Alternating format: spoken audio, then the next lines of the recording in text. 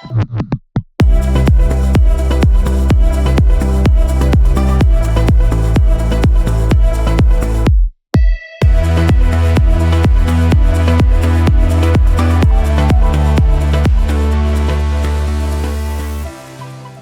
à tous, ça marche. Bon, je sais pas qui a choisi ce titre, mais ça fait peur quand même. Hein. Déconstruire le mythe pour créer des convictions. Bon, j'espère que vous allez bien. Alors, le mythe, c'est quoi? Donc, j'ai une demi-heure à passer avec vous. Et je vais essayer d'être un peu clivant par rapport à ce qu'on dit généralement sur les startups. Si vous ne me connaissez pas, je fais vite parce que ça fait chier tout le monde, mais j'ai monté pas mal de boîtes, je suis entrepreneur, j'ai une qui est rentrée en bourse, 2 que j'ai vendues. Je suis aussi investisseur, j'avais un fonds d'investissement aux États-Unis et ma troisième caractéristique, j'ai vécu 17 ans aux États-Unis, donc j'ai une vision très américaine de la chose et pas très franco-française. Mais c'est pas grave. Alors, le mythe. Le mythe de l'entrepreneur, c'est de dire « je sais ». Et comme je sais ce qu'il faut faire, ben je le fais. Ça, c'est la première chose. Et en plus, de toute façon, ce que je fais, c'est hyper unique. Donc personne ne peut m'aider parce que je suis en train de monter, personne ne l'a jamais fait. Donc je peux rien tirer de rien. Le deuxième mythe, c'est de dire, ben, je fais quoi? Ben, je vais expérimenter. Et c'est pas idiot parce que de l'expérimentation, on crée du savoir. Et qu'est-ce qu'on fait quand on expérimente? Ben, on crée un produit. En plus, c'est cool, hein, de créer un produit. Et j'irais jusqu'à dire que la plupart des patrons de start-up sont des glorified product managers, en ce qui me concerne. Et la question qu'on se pose après, une fois qu'on a fait le produit, on se dit, mais comment je fais? Oh ben ça, c'est assez facile. Hein. Tout est assez documenté, il suffit d'aller sur YouTube, vous avez à peu près tout, vous êtes tous hyper smart, et donc ça se fait bien. Ça, c'est un mythe, parce qu'en fait, peu d'entrepreneurs savent, parce que le savoir qui a été accumulé pour comprendre ce qu'il faut faire, c'est quand même assez gigantesque. L'expérimentation, c'est intéressant, même nécessaire, même vital, dans la mesure où elle est comprise et on sait qu'est-ce qu'on expérimente et qu'est-ce qu'on cherche. Et la partie documentée, la séquence, c'est super, mais une start-up, c'est pas séquentiel. C'est une espèce de Big Bang, on allume des trucs, ça pète un peu partout. Et il faut savoir faire le A, puis le D, puis revenir au B, puis au C. Il n'y a rien de séquentiel dans une start-up. Tous les gens qui vous disent on fait A, quand on a fait A, on fait B, et puis on fait C. C'est comme s'il y avait une recette du succès. Ça n'existe pas, la recette du succès. Donc il n'y a rien de séquentiel. Ce qu'en font les entrepreneurs est hyper compliqué. Et comme c'est hyper compliqué, généralement on se dit on ne va pas regarder tout ça, et on va foncer. Donc qu'est-ce qu'ils font, puisqu'ils savent? Ben, ils font un produit. Et donc le raisonnement, c'est de dire j'ai une idée de malade, je vais faire un produit et les clients ils vont être sur le cul. Je vais montrer ça à des VC, on est waouh, je te donne des sous, c'est trop beau. Et donc qu'est-ce qu'ils font? Ils développent. Et juste avant de livrer le produit, ils se disent mais non, attends, il manque 2-3 trucs là, ça va pas le faire. Et puis on rajoute des trucs, on perd un peu de temps, mais ça vaut le coup. Et puis on livre le produit. On sort le produit et là on se dit là ça va être top là, tu vois, les clients vont être à fond. Et en fait non, les clients ils sont pas à fond, ils en ont un peu rien à foutre. Et alors là, on réfléchit parce qu'on est tous hyper smart et on se dit, mais attends, j'ai compris, il manque telle fonctionnalité. Si on fait ce truc dans le produit, ça va tout changer, qu'on est con. Et on sort la version 1.1, hyper enthousiaste. Et là, ça va, eh ben non, ça marche toujours pas. Il n'y a pas de rétention, ça se passe pas aussi bien qu'on l'imaginait. Alors on réfléchit parce qu'on n'est pas idiot. Et on a trouvé, évidemment, il manque ça dans le produit. Et on sort la 1.2, la 1.3, et ça marche toujours pas, c'est quand même assez décevant, on a été sûr de notre truc. Et donc là, comme on est hyper intelligent, on réfléchit vraiment. Et là, on se dit, non, mais attends, évidemment, il y a un truc énorme qu'on n'a pas vu, qu'il faut faire dans le produit. Et là, on sort la version 2.0. Mais là, ça va tout déchirer. Eh ben non, ça déchire rien du tout. Et on a toujours des problèmes d'adoption, des problèmes de rétention, etc. Et donc, en fait, tout le modèle qui est product-driven, qui consiste à penser que c'est par le produit qu'on va avoir des clients, est un modèle qui ne marche pas. Moi, je suis un anti-lean startup. Je trouve que ça manque d'ambition, c'est étriqué intellectuellement et ça ne marche pas. Donc le produit est un élément essentiel d'une entreprise, mais ce n'est qu'une conséquence d'autre chose. Et si vous prenez le produit comme l'élément essentiel, le problème que vous allez avoir, c'est qu'en fait, vous partez d'une idée pour faire un produit. Faire un produit nécessite de l'argent, des ressources et du temps. Vous n'avez pas d'argent, pas de ressources, pas de temps. Donc déjà, ça se réfléchit. Et quand on fait un produit, on se dit après qu'on a fait le produit, on le met sur le marché, c'est ce que vous disent Lean Startup et tous ces trucs, et on regarde ce que disent les clients. Il y a deux petits problèmes. D'abord, on ne sait pas parler aux clients, on ne sait pas poser des questions, on ne sait pas comprendre les feedbacks clients. Personnellement, moi je trouve que les feedbacks clients ne servent à rien, parce que c'est tout biaisé, parce que dedans il y a de l'empathie, ou alors il y a « j'ai pas envie de te parler, je vais te répondre ce que tu as envie de me dire ». Et il y a beaucoup d'entrepreneurs qui écoutent les clients et qui font ce que disent les clients, et qui se disent « là je vais le vendre » et qui ne le vendent pas. Ça m'est arrivé, ça vous est arrivé à tous. Donc le feedback client est utile, mais il est très très très difficile à obtenir de manière utile. Donc il y a ce premier problème. Et le deuxième problème, c'est qu'on pose des questions après avoir fait le produit. Et qu'est-ce qui se passe? On fait des pivots. C'est génial, on fait des pivots, ça c'est aussi, c'est devenu un truc normal. On fait des pivots, on en fait un, on en fait deux, on en fait trois. Et puis au bout d'un an, on a développé un produit qui n'a rien à voir avec celui qu'on avait de manière originelle. Alors, c'est pas grave hein, si le produit que vous avez développé est bon, mais ça vous a coûté beaucoup, beaucoup de temps et beaucoup d'argent que vous n'avez pas. Donc, le mythe, c'est de croire que tout est product-driven. Ce n'est pas le cas, le produit n'est qu'une conséquence. Et je vais essayer de vous dire comment moi je réfléchis à ce truc, parce que j'ai fait toutes ces conneries personnellement, et je me suis posé la question, est-ce que je peux faire différemment? Alors, je vais vous prendre une analogie, vous allez tous comprendre. Je pense qu'il faut se mettre un cerveau dans la tête. Alors, en quoi il sert notre cerveau? Notre cerveau, si on regarde, il sert à surveiller notre corps. Qu'est-ce qu'il surveille?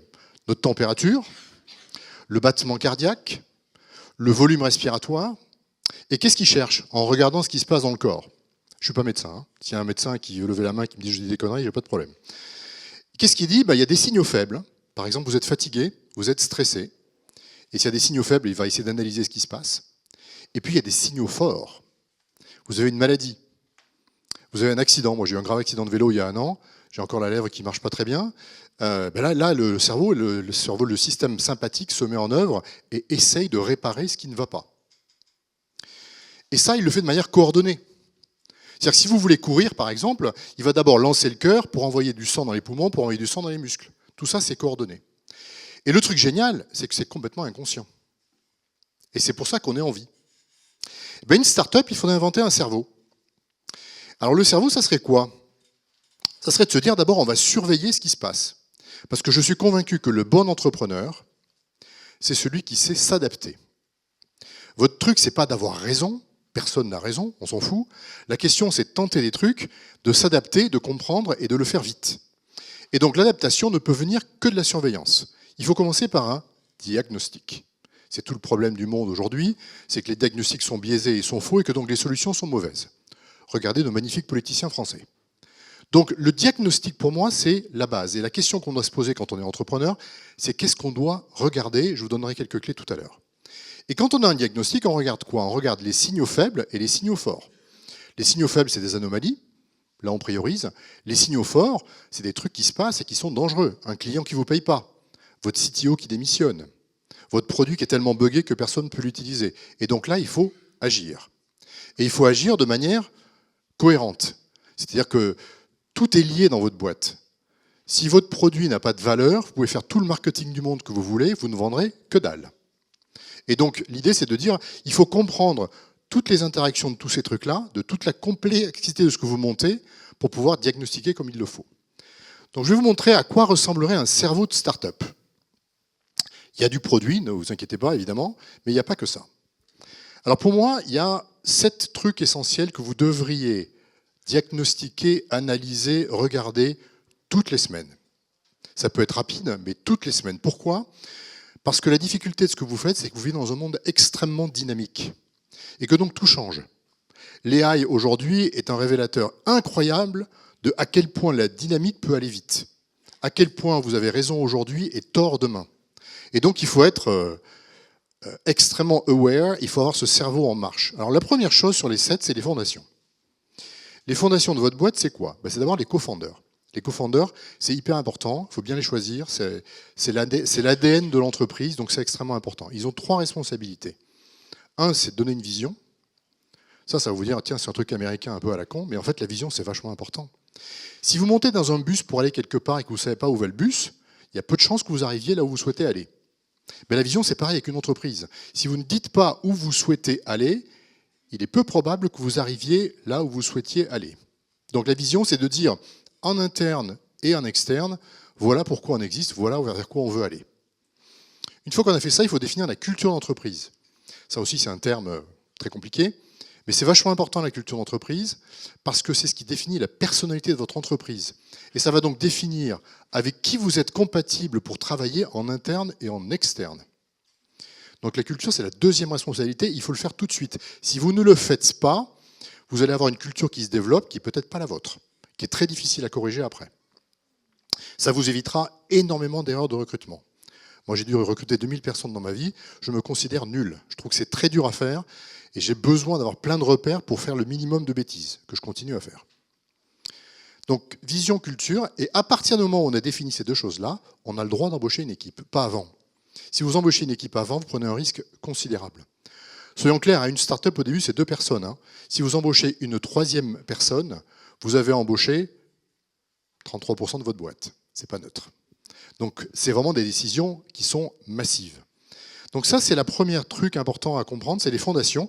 Et ça se monitore. Est-ce que ma culture est toujours bonne? Est-ce que la vision est bien partagée? Est-ce que l'équipe est comme elle doit être? Deuxième truc important, c'est la valeur. La question que je me pose, c'est pas la question du MVP, toutes ces conneries, c'est est-ce que ce que je fais a de la valeur? Est-ce qu'il y a des gens qui vont percevoir que ce que je propose a une valeur et qui sont prêts à payer? Comment fait-on pour analyser la valeur? 4 choses. D'abord, alors ça vous allez me dire que j'ai entendu, c'est vrai, est-ce que je résous un problème? Alors vous êtes tous super smart, vous avez déjà fait ça. La vraie question, et on verra après par la suite, c'est que vous ne l'avez peut-être pas fait assez en profondeur. Donc il faut analyser, est-ce que le problème existe vraiment? Il y a 2 caractéristiques pour analyser un problème. Est-ce qu'il y a de la fréquence? Est-ce qu'il y a de l'intensité? Un cancer, il n'y a pas d'intensité, il n'y a pas de fréquence, mais il y a de l'intensité. Prendre un taxi, il n'y a pas d'intensité, mais il y a de la fréquence. Donc ça, c'est 2 caractéristiques. Si vous n'avez ni fréquence, ni intensité dans le problème que vous souhaitez résoudre, vous aurez du mal à avoir des clients.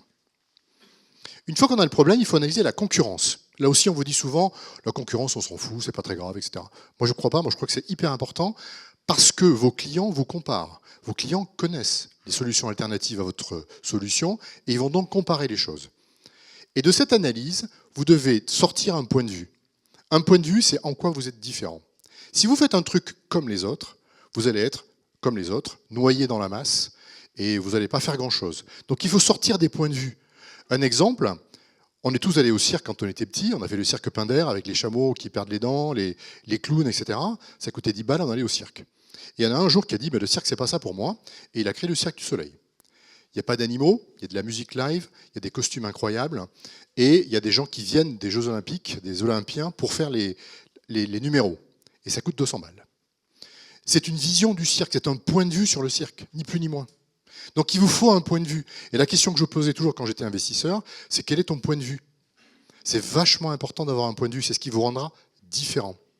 Et du point de vue, on peut créer une proposition de valeur et donc raisonner sur la partie valeur. Ça, c'est la deuxième chose. La troisième chose que font pas bien les entrepreneurs, vous voyez que j'ai toujours pas parlé de produit, c'est de définir une cible. C'est vachement important de ne pas être opportuniste. Je sais que c'est tentant parce qu'il y a peu de clients, et quand il y en a un qui veut bien vous parler, c'est cool, on a envie de lui parler, parce que c'est tellement dur d'avoir un client. Mais si ce n'est pas le bon client, c'est juste une perte de temps et d'argent considérable. Et donc le vrai entrepreneur, il sait dire non. Il sait comprendre avec qui il peut ou pas travailler. Et pour réfléchir à la cible, il y a 3 choses importantes. 1, c'est le positionnement. C'est comment vous êtes positionné pour que dans l'esprit des gens, on vous comprenne comme étant différent. 2, c'est la segmentation marché. Alors c'est des termes qui emmerdent tout le monde parce que c'est un peu théorique. Mais la segmentation marché, c'est de comprendre votre marché et comment vous allez l'adresser dans le temps. Je vous prends un exemple tout bête, votre produit. Ça, vous connaissez tous. Le produit, vous allez faire une V1, une V2, une V3, une V4. Eh bien, typiquement, la V1 va adresser une typologie de clients et la V2 devrait adresser un spectre client plus large. Sinon, à quoi ça servirait de faire la V2? À rien. Et la V3 devrait adresser un cercle client encore plus large. Donc, votre produit, par nature, il définit des segments. Donc, les segments marchés, c'est une chose un peu plus compliquée que ça, évidemment, mais c'est super important d'avoir une stratégie de conquête dans le temps. Et le dernier point dans cette partie cible, c'est le timing. Où est-ce que vous êtes les mieux venus en fonction du timing? Donc la cible, c'est super important de savoir dire non. Ensuite, le 4e truc qui apparaît pour moi, c'est le produit. Le produit est l'analyse, c'est la conséquence de cette réflexion. J'ai compris ma valeur, j'ai compris ma cible, donc je peux faire un produit. Je pense que faire un produit aujourd'hui, c'est la chose la plus simple. Honnêtement, c'était dur il y a peut-être 20 ans, aujourd'hui ça ne l'est pas. Donc le produit, il y a presque plus de barrières à l'entrée pour la plupart des boîtes, sauf évidemment si vous faites de la deep tech, de la biotech, des trucs compliqués. Mais généralement, les barrières à l'entrée sont assez faibles, on le voit aujourd'hui. Il y a une éphémérité des boîtes parce qu'elles sont remplacées par des technologies meilleures assez rapidement. Même récemment, OpenAI est en danger. Donc le produit, c'est quoi? C'est de définir une vision produit, très important, une roadmap, une expérience client, et de comprendre quelles sont les barrières à l'entrée que vous allez construire. Parce qu'on ne peut pas exister s'il n'y a pas de barrière à l'entrée. Si ce que vous faites est duplicable, il y a un jour quelqu'un qui aura plus de sous que vous et plus d'envie que vous qui le fera. Donc il faut essayer de construire quelque part des barrières à l'entrée. Donc ça, c'est le produit.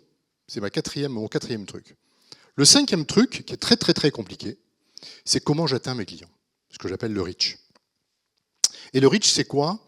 C'est de dire, il faut que je fasse un go-to-market, c'est-à-dire qu'il faut que, pour chacun de ces segments qu'on a définis, on se fasse connaître des clients.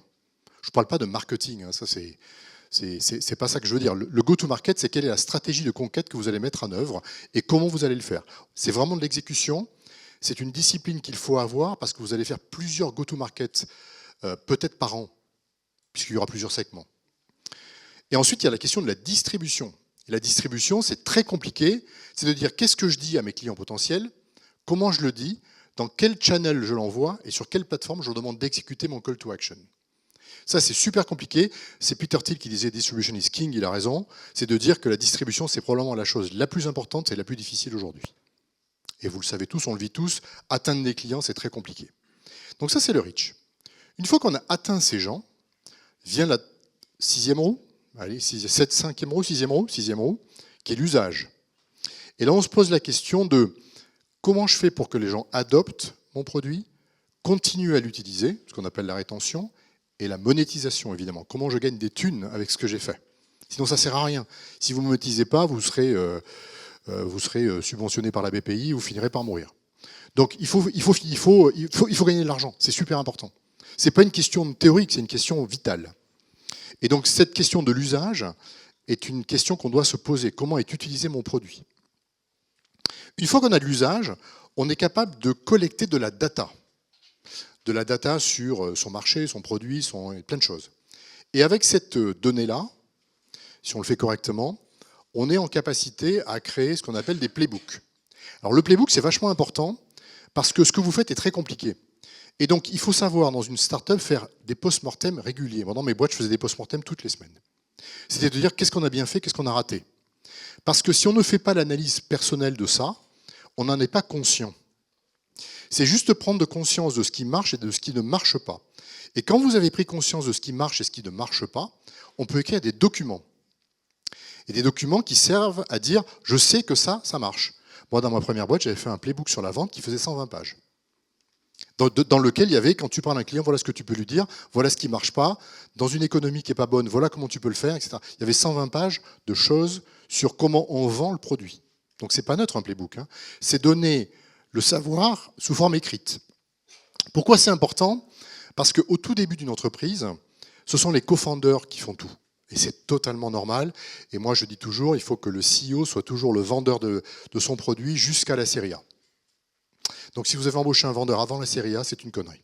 Et d'ailleurs, un des signes de la série A aux États-Unis, c'était tiens, c'est le CEO qui commence à ne plus vendre. Pourquoi? Parce que ça prend beaucoup de temps à tout comprendre. Et que seul le CEO, ou le co-founder si vous voulez, sont en capacité à comprendre ce qui se passe et surtout à changer. Parce qu'en voyant quelque chose, un CEO se dit tiens là on n'est pas bon, qu'est-ce qu'il va faire? Il va changer, il a le droit, il est CEO, il va faire les changements qui s'imposent dans l'entreprise.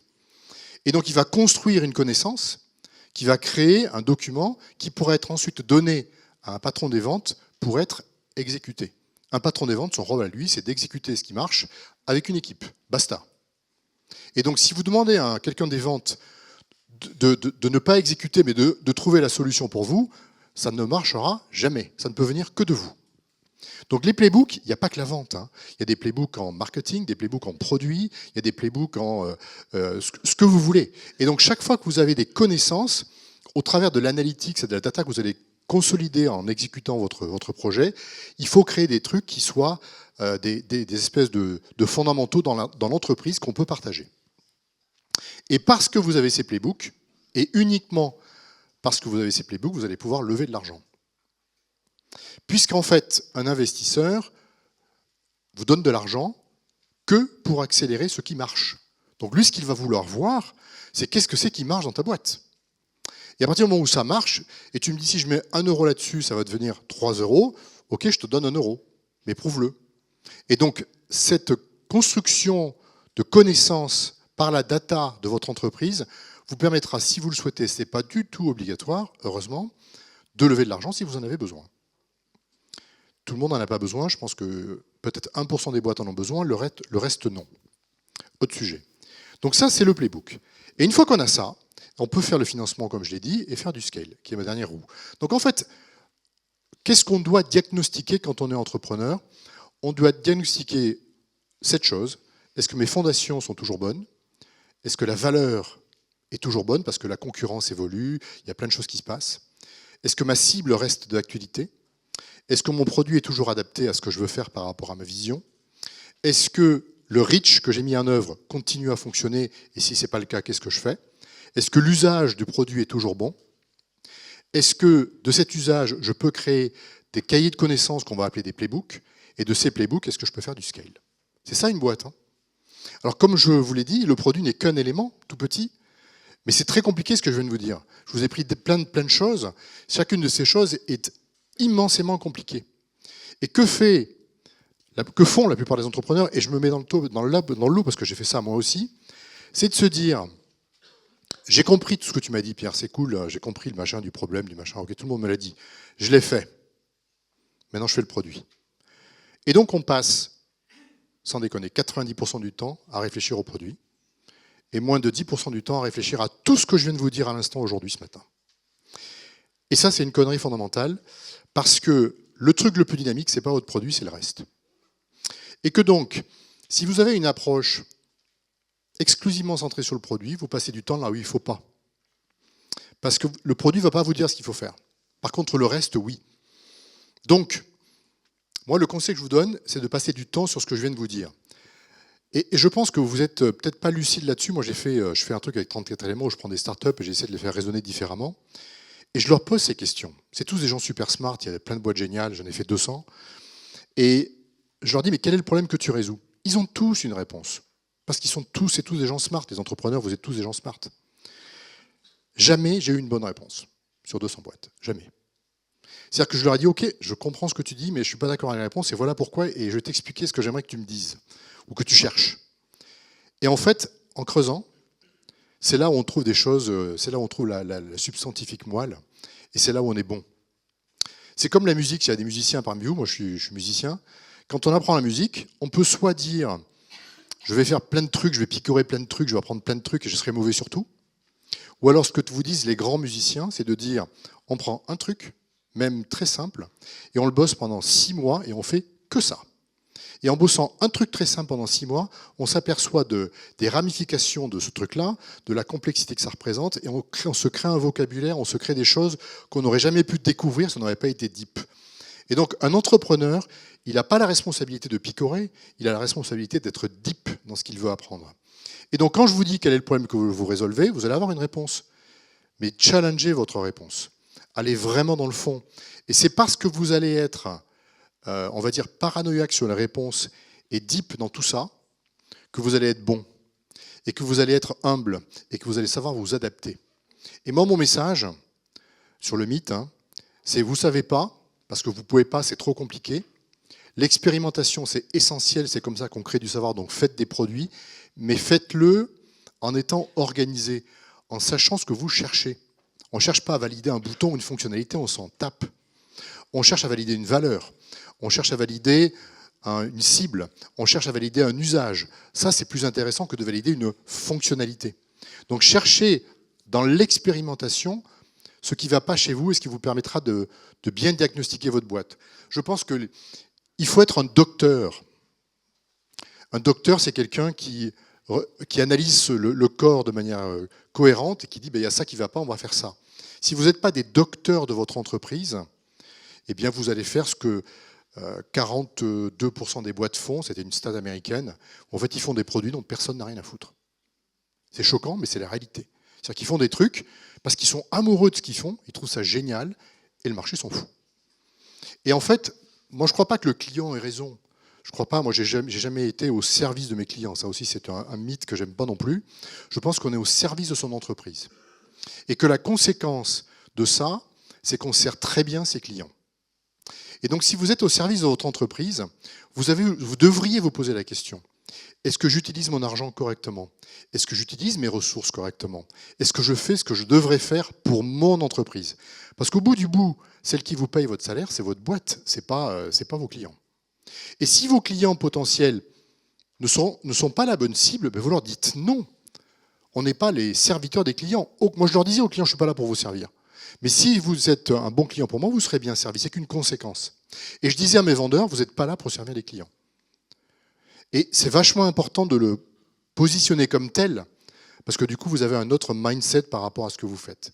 Donc moi, mon message sur le mythe, c'est oui, faites des produits, oui, expérimentez, mais soyez systématique dans ce que vous souhaitez expérimenter et construisez un système de diagnostic continu qui vous permet à tout moment de regarder ce qui se passe dans votre boîte. Alors là, je vous l'ai fait très vite, mon machin, parce que j'ai qu'une demi-heure. Mais si vous le souhaitez, achetez mon bouquin. Dedans, je détaille tout le truc en disant qu'est-ce qu'il faut diagnostiquer. Ça vous coûtera 25 balles, ça sera un bon investissement. Est-ce qu'il y a des questions? Il me reste 3 minutes. N'hésitez pas, hein, c'est aussi... Il y a combien de Nantais? Levez la main. Ah si, il y a quand même pas mal de Nantais, ok. On m'avait dit qu'il y avait aussi des Parisiens, les Rennais un peu moins, c'est ça? C'est la guerre? C'est la paix. Cool, bah, s'il n'y a pas de questions, je vous remercie de votre attention. Si, vas-y, pas une question. Je pense qu'on m'entend. Oui, on m'entend. Ouais. C'est pour tout le monde. Ok, ça marche. Tu dis effectivement la complexité d'auditer tout ça dans une boîte, tout en même temps pour un entrepreneur, et à la fois d'être deep et de le faire profondément et de choisir un sujet. Donc, comment dans le quotidien, notamment, moi j'ai une boîte qui est déjà lancée, qui vit, et du coup, comment à un moment donné on surveille ces métriques-là, mais surtout on choisit d'être deep sur un sujet et donc de dire non aux autres. Mais il faut comprendre les interactions. Pour courir vite, il faut d'abord que mon cœur s'accélère. Si mon cœur ne s'accélère pas, je n'aurai pas assez de sang pour envoyer aux muscles et pour pouvoir courir. Donc je ne vais pas m'occuper des muscles, je vais m'occuper du cœur. C'est un exemple. Hein. Donc pour moi, c'est la même chose. Quand tu as un truc qui ne marche pas chez toi, il faut te poser la question, quelles sont les causalités de ce problème? Et travailler dessus. Et tu priorises les problèmes. Tu ne peux pas tout faire. C'est un truc important. Dans une start-up, il ne faut jamais réparer ce qui ne marche pas. Il faut pousser ce qui marche. Votre truc, il n'a pas vocation à marcher parfaitement. Une start-up, c'est bancal, il y a plein de trucs qui merdouillent partout. C'est pas très grave. Si ça ne marche pas, passe à autre chose et pousse ce qui marche. Et là, tu seras beaucoup plus efficace. Mais après, priorise dans les choses qui ne sont pas bien et qui te bloquent. Essaie de prioriser et là, d'aller deep. Et il faut comprendre le côté holistique de tout ça, évidemment. Si ta valeur n'est pas bonne, quel que soit ton message marketing, tu n'y arriveras pas. Si ta cible n'est pas la bonne, quelle que soit la qualité de ton vendeur, tu n'y arriveras pas, etc., etc., etc. Donc tout ça, c'est hyper compliqué. C'est pour ça qu'être entrepreneur, c'est hyper compliqué.